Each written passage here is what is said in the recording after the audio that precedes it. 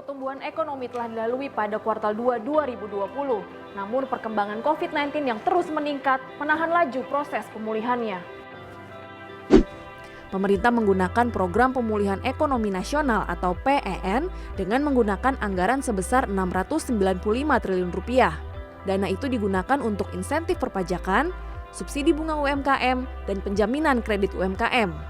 Ada juga penempatan dana murah pada bank untuk restrukturisasi kredit UMKM dan industri padat karya.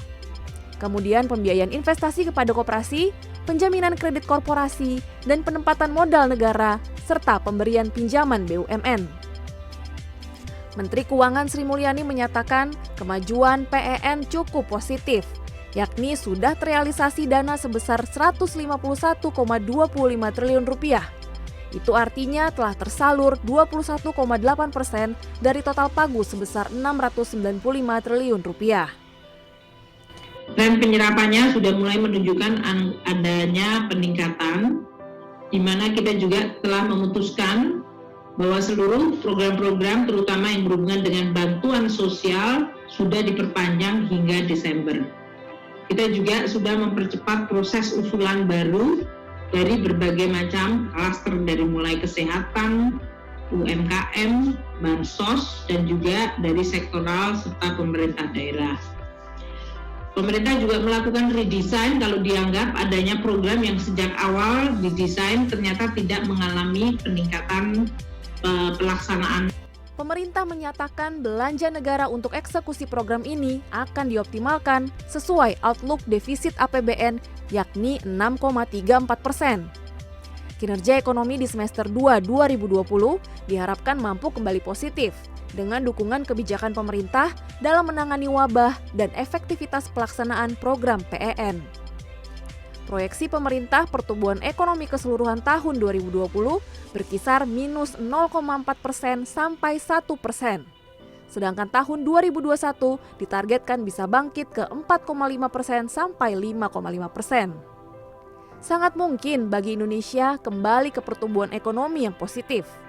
Ada 4 aspek yang perlu digenjot, yakni konsumsi masyarakat, belanja negara, investasi di sektor real, dan menaikkan angka ekspor. Ini kuncinya memang kuartal 3 ini belanja pemerintah.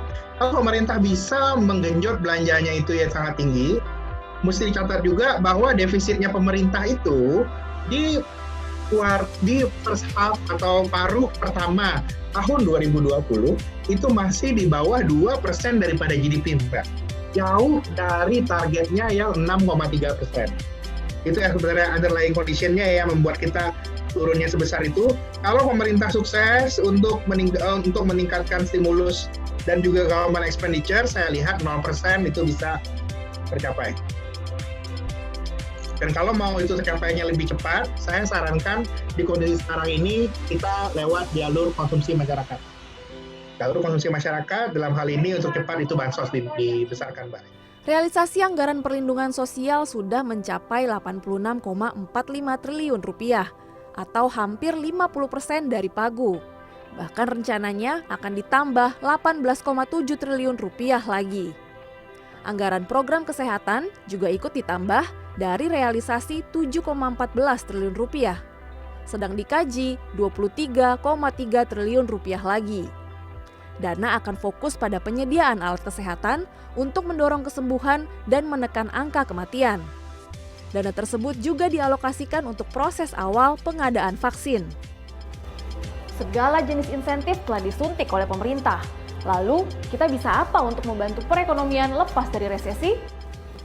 Ayo cepat beradaptasi dengan situasi dan cara hidup baru.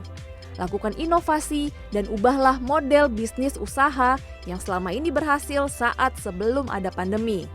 Kemudian, tingkatkanlah literasi keuangan yang baik agar mampu bertahan di tengah kondisi ketidakpastian ekonomi. Sekarang kita berharap pada vaksin COVID-19. Kabar baik datang dari para perusahaan farmasi BUMN dan swasta, serta lembaga Eijkman yang tengah mengembangkan vaksin merah putih. Ditarget pengadaannya mulai Januari 2021.